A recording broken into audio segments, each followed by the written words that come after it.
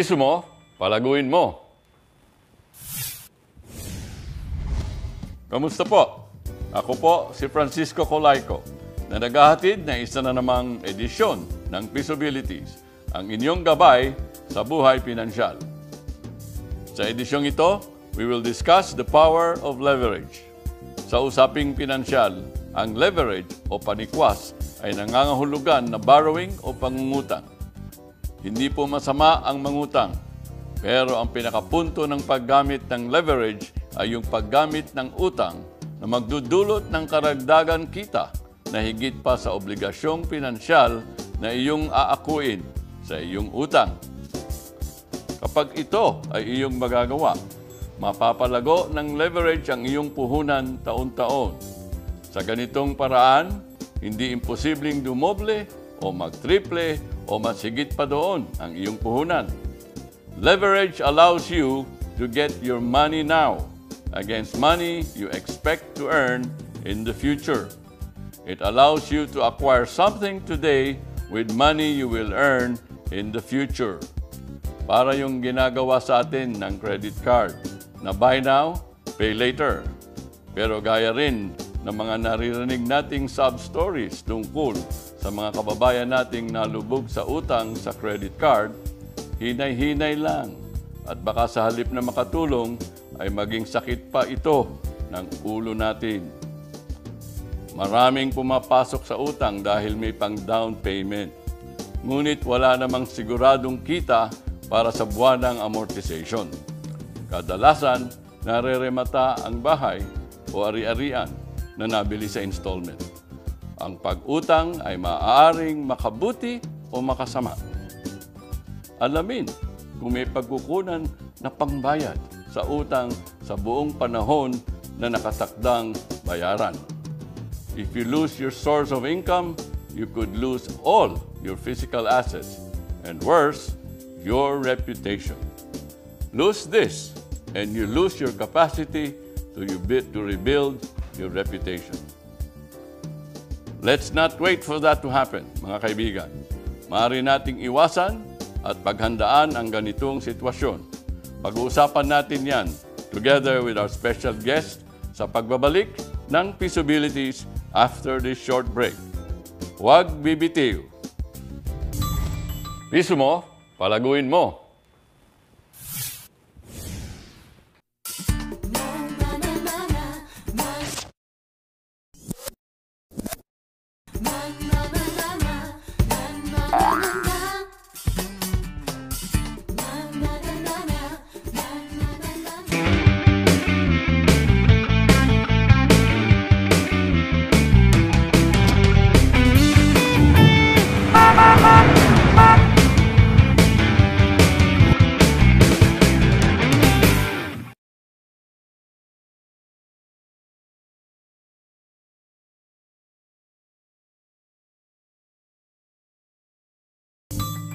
Piso mo, palaguin mo.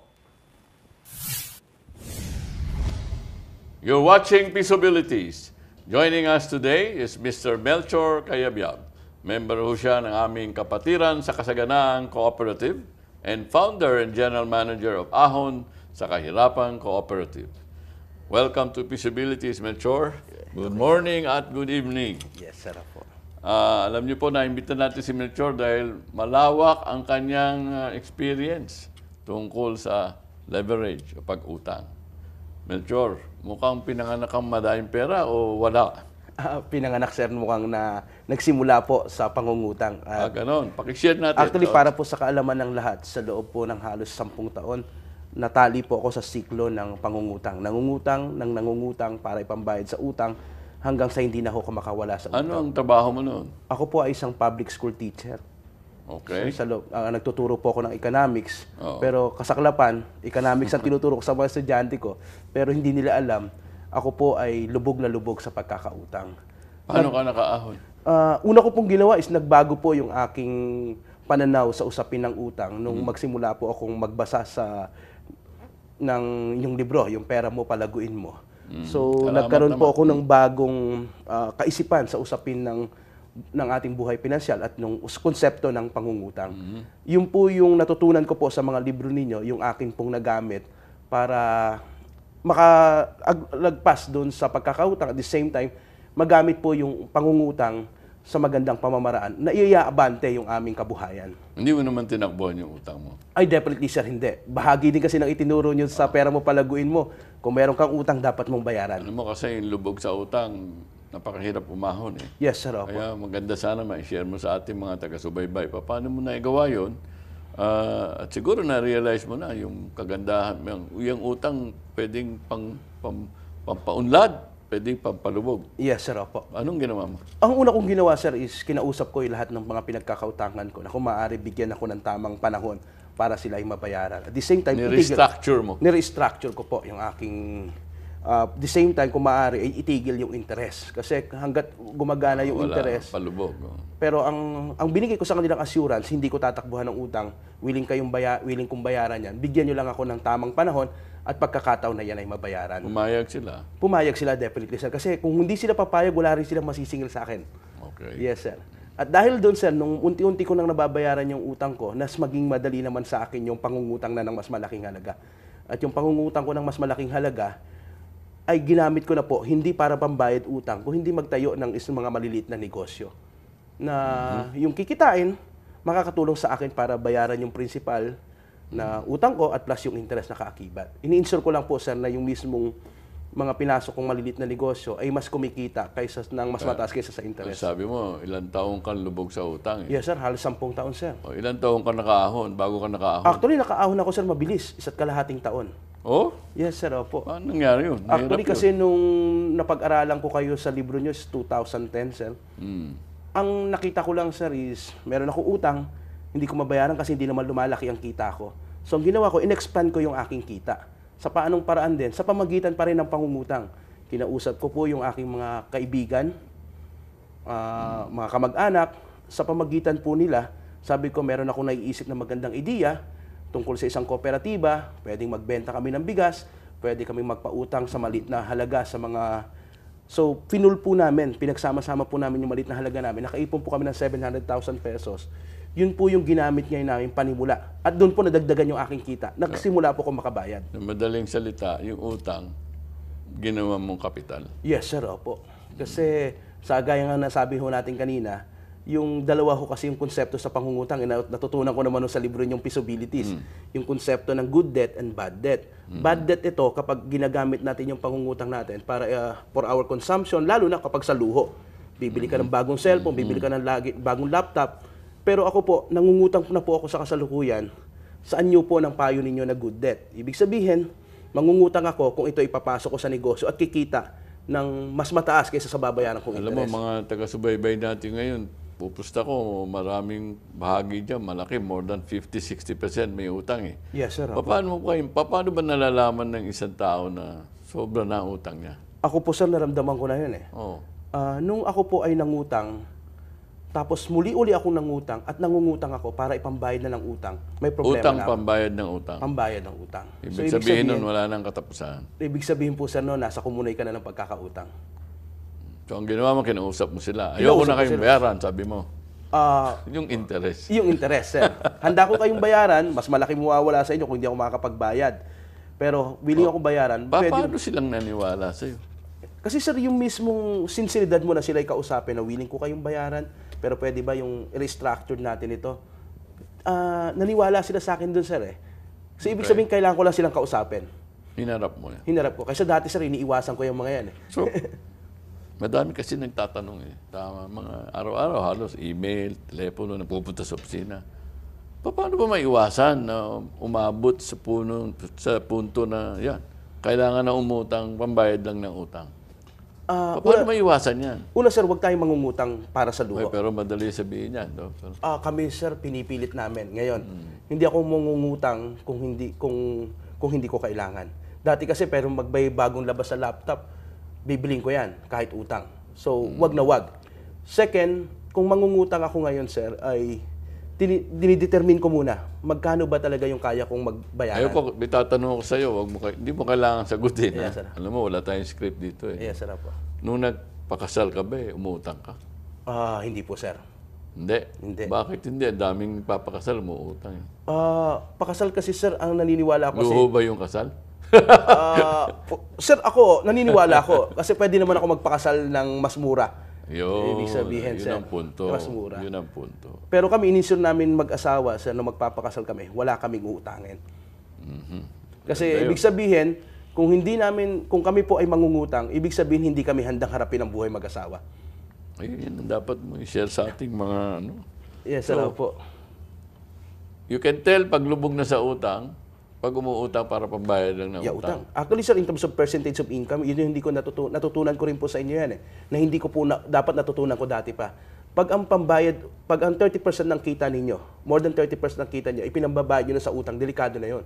30%? Yes, sir, ako umabot ako ng 70 to 90% Ba? Para ka palang ibang bansa, ano? Ganyan na ibang bansa. Kasi ang daming gusto magpautang, sir, lalo sa public school teacher. Lalo na ngayon. Alam ko, yes, sir, ang public school teachers talagang tinatarget ng mga lenders yan. Yes, sir. Isang oras, ang daling ko. Within 1 hour, makakautang ka na, sir.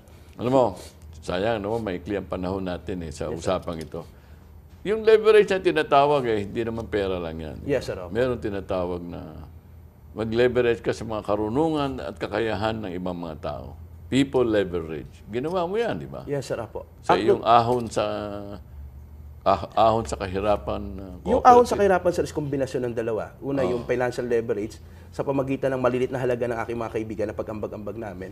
People leverage sa pamagitan ng talento ng bawat isa, nakapag-isip kami ng bagong proyekto, mga bagong malilit na negosyo para doon. Nagpapautang kayo din? Nagpapautang din, sir, pero maliit na bahagi lang yan, sir. Ibig sabihin for emergency purposes lang.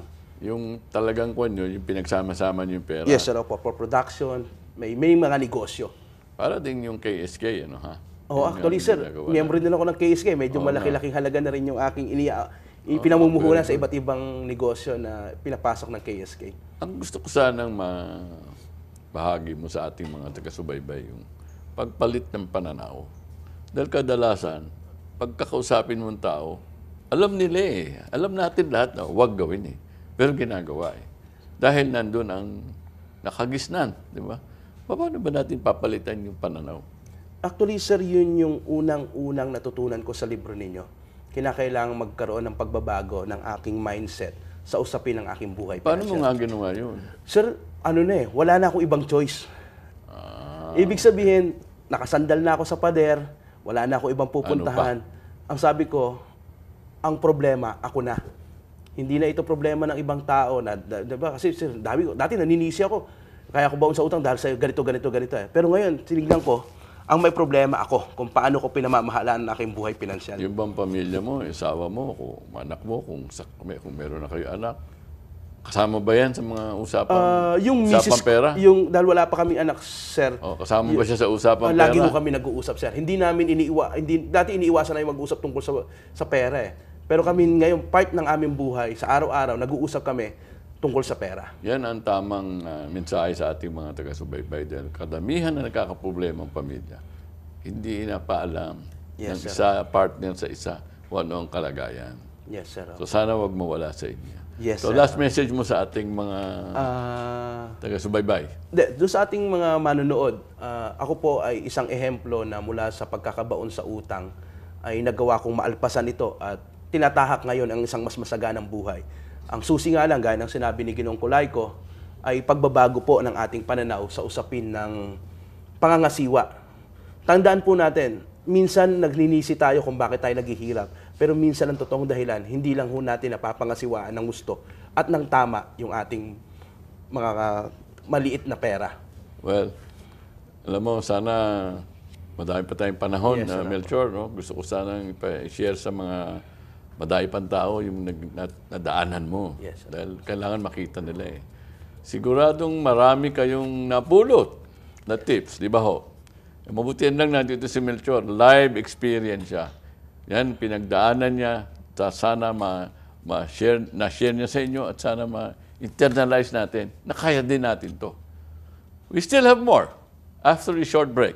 Magbabalik ang Visibilities. Tutok lang. Maraming salamat, Melchor, for coming over. Viso mo, palaguin mo.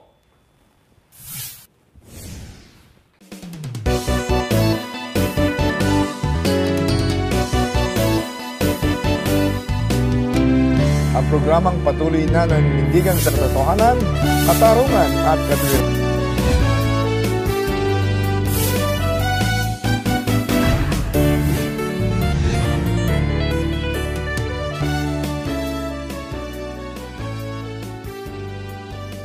Ang Biblia po ang susi ng isang masaya, mapayapa at matagumpay na buhay.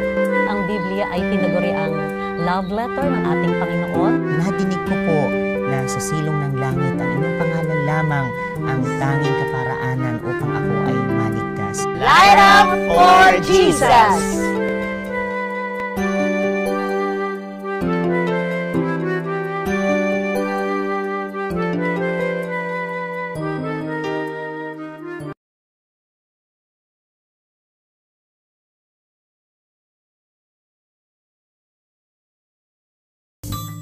Piso mo, palaguin mo. Nagbabalik ang Pisabilities. Time to answer questions from MOS, the man from the street. Mr. Kulaico. FGC, ako po si Mark. Lagi po kasi akong kinakapos. Kung sakali po makaipon ako ng maraming pera, ano po ang magandang paraan Para mapalago ang pera ko. FJC, ako po si Amy Blanco. Sabi ng nanay ko, wag na wag daw po ako mangungutang sa bangko dahil maaari itong maging sanhi ng problema ko. Kaso, kapos po yung perang naipon ko para sa negosyong gusto ko. Paano ko po ba makukumbinsi ang nanay ko na makapag-bank loan para sa aking negosyo? Simple lang ho naman siguro. Una-una, kailangan alam mo kung bakit ka umuutang sa bangko at saan mo gagamitin. Kung gagamitin mo yung uutangin mo sa bangko, pag parang karangdagang kapital, sa kung ano man, kung saan man ilalagak mo yung kapital na yan, paglago ng negosyo, siguro makikimbinsi mo ang nanay mo na yan, ipampaunlad ng negosyo at pagpalaki ng kita. Tandaan natin, yung utang, pangpalaki ng kapital. At saka sa panahong ito, di na kagaya nung lumang panahon na pag umutang ka, parang nakakahiya. Umuutang dahil walang pera. Sa ngayong estado ng mundo, kung sino yung nakakautang na malaki, siya ang mayaman. Ganun na ho ngayon ang measure ng wealth. Whoever can borrow more is richer than most. Kasi yan na ang measure of capitalism. Hindi naman sa gusto kong sabihin, utang lang na utang. Kailangan tama yung pinaglalagyan. Siguro kumbinsin mo nanay mo na yung utang na kukuhanin mo ay pang pagpalago, hindi pang pabaon. FJC, ako po si Joyce. Marami po nagpapadala sa akin ng free credit cards kahit hindi naman po ako nag-a-apply. Nakaka-tempt po tuloy mag-shopping. Paano ko po ba may iwasan mga free credit cards na ito? Ay, hindi mo may iwasan yan dahil yan ang trabaho ng mga credit card companies. Talagang tambakan ang mga earning public ng credit card para kumita sila. Paano mo iwasan? Unitin mo. Tapon mo sa basura. Huwag mo gamitin. Yun lang, wala nang iba. Kasi pag ginamit mo yan, umpisa na, ang ratsyada, baka palubog ka. Have the discipline, you don't need it, throw it away. Ang tawag niyan pala, predatory lending. Yung bang pinipilit kang umutang dahil malakang kita nila. Punitin mo. FJC, ako po si Regem. Puro minimum payment lang po kasi nababayaran ko sa credit card ko. So ngayon, na-max out na po siya. Halos doon na po napupunta yung sweldo ko. Paano ko po ba masusolusyonan yung ganitong sitwasyon? Well, ang solusyon niyan ganito. Huwag ka mag-minimum payment. Yan ang gustong-gusto ng mga credit card companies dahil malaki ang kita nila dyan. Ang laki ng interest dyan, 3.5% buwan-buwan. Yung iba, 4%. Sama mo pa penalties, baka umabot na ng 5-6%. Alam niyo kung magkano yan? Mahigit na 100, mahigit na 70-80% per year. Huwag niyo gawin yun. Kung kaya niyo bayaran yung buo para walang interest. Gamitin lang ang credit card as convenience card at para maka-earn ng mga points. Para yung points mo, makalibre ka ng toaster. Minsan nagbibigay sila ng yung mga kalakal sa kusina. So, yan ang gamitin mo. Pero bayaran mo principal at interest on time. Bawasan na yung interest, tigilin na yung minimum. Mr. Kulaico, ako po si Brian. Kailan ba mainam gumamit ng pautang kumpara sa perang naipon? May pagkakataon bang mas mainam gumamit ng utang? Kung kulang yung pera mong naipon pang kapital, gumamit ka ng utang. Kung hindi naman kulang, as much as possible, buwasan mo yung utang. Huwag ka masyado mag-leverage. Sa umpisa, mapera na lang, umaandar na yung negosyo mo at tiyak na yung daloy ng cash na pambayad ng additional income. Yan pwede na. Mr. FJC, ako po si Jo Marie. Paano ba mag-maintain ng good credit rating o standing? Ano naman ang implikasyon ng bad credit rating o standing? Good credit kung good payer ka. Paano ka nagiging good payer? Regular ang bayad mo. Sa credit card, yung minimum payment, good credit ka. Pero ang problema mo, mataas masyado ang cost of borrowing mo. Good payer means good credit. Is that good? Yes, dahil in the future, kailanganin mong mas malaking pera, mas malaki ang mauutang mo. Pag hindi ka good payer, bad credit ka, habla pa abutin mo at hindi ka na makakautang in the future. Mr. Golaico, ako po si Marisa Blanca Flor. Kung meron na akong bad credit rating, ano po ang dapat kong gawin upang makabawi muli? Gayahin ho natin yung sinabi ng ating guest. Harapin mo ang creditor mo, i-restructure mo yung utang mo, in time, bayaran mo yung principal, mag-offer ka ng solusyon na kaya mong panindigan. Pag nabuo mo yon, nabayaran mo sila, okay ka na naman. Wala akong ibang solusyon dyan. When you borrow, it's an obligation. You'll have to live up to it sooner or later. Time for another break. More of Peaceabilities when we come back. Stay tuned. Piso mo, palaguin mo. Agenda. Kasama ka, kaisa ka, may pakialam ka. Kahit saan ka lumingon, may isyung nakakaapekto sa iyo.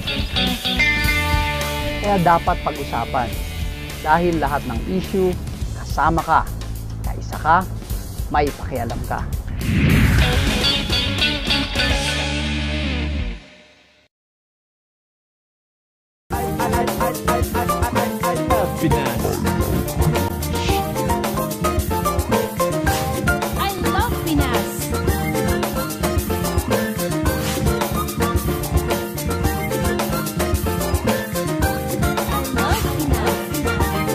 Ako po si Gardo Lorenzo. Mabuhay! I love Pinas! I love Pinas.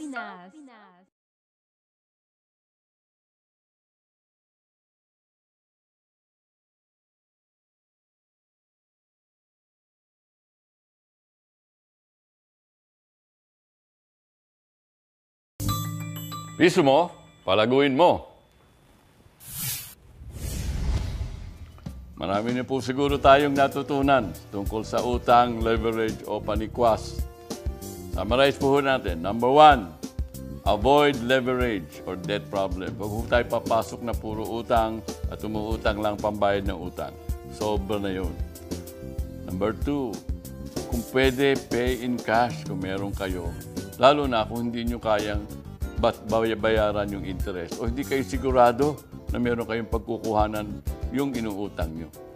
So, tama sa today's economic conditions, hindi ho natin ma-assume that you will always be in your present employment. Baka mawalan kayo ng trabaho. Be conservative and do not assume that your current income will increase. Kadalasan sa atin, ina-assume natin magkaka-bonus tapos hindi naman dumadating.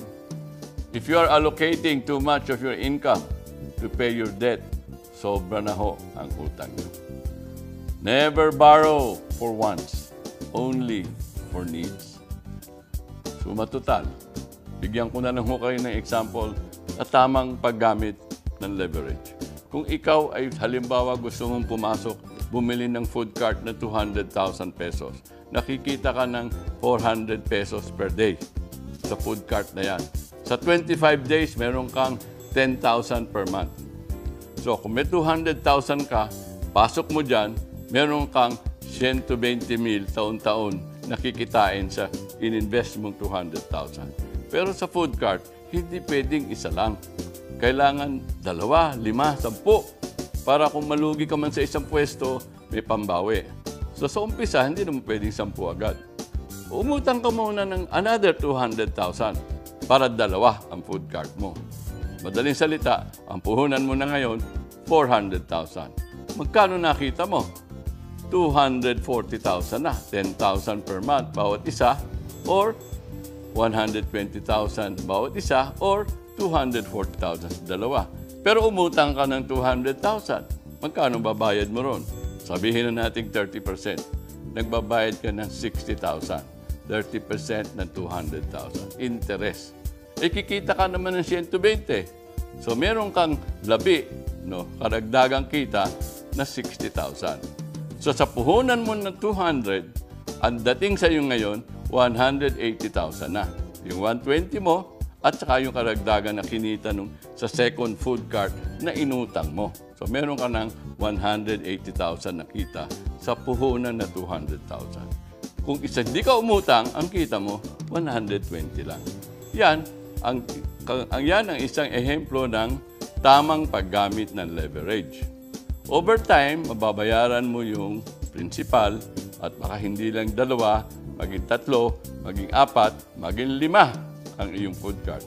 Lalo na kung meron kang mga kasangga na investors na sumama sa iyo.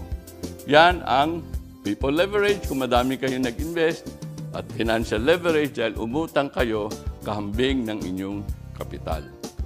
Huwag niyo kalimutan, ang pag-utang hindi masama kung tama ang paggamit. So, mga kaibigan, that's it for now. Samahan niyo kami muli sa susunod na edisyon ng Pisabilities, ang inyong lingguhang gabay sa buhay pinansyal.